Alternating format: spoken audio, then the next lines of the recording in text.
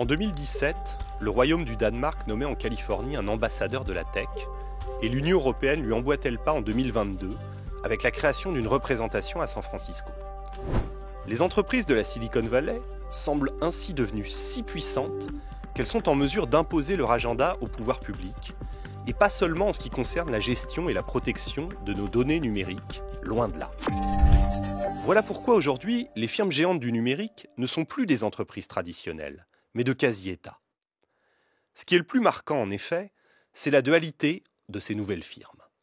Ce sont des monopoles, ou de quasi-monopoles, qui sont à la fois marchands, ils vendent du contenu et des outils numériques, du transport de marchandises ou des automobiles, et à la fois souverains, au sens où ils possèdent des prérogatives jusqu'ici réservées aux États. D'abord, depuis une quinzaine d'années, ces géants de la tech peuvent intervenir dans un domaine régalien par excellence, la guerre. On sait qu'Elon Musk et ses satellites Starlink sont partie prenante du conflit en Ukraine.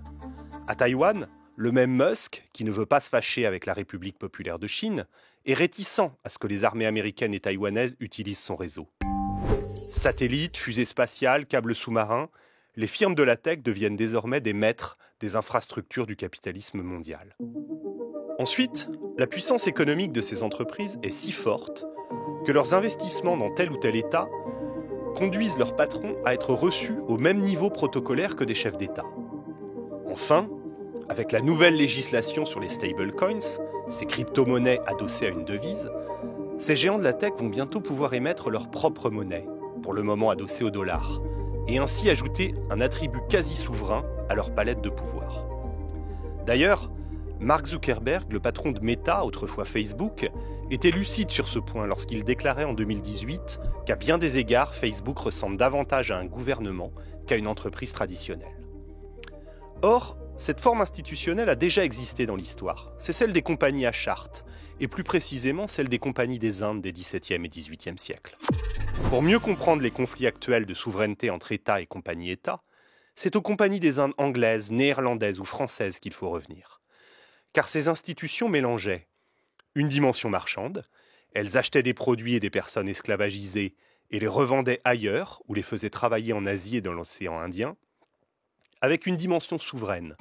Leurs navires étaient des machines de guerre, elles possédaient des armées, signaient des traités avec les puissances locales, levaient des impôts, administraient des populations et battaient monnaie. Les compagnies des Indes étaient dans un rapport de complémentarité et de concurrence avec leurs gouvernements respectifs.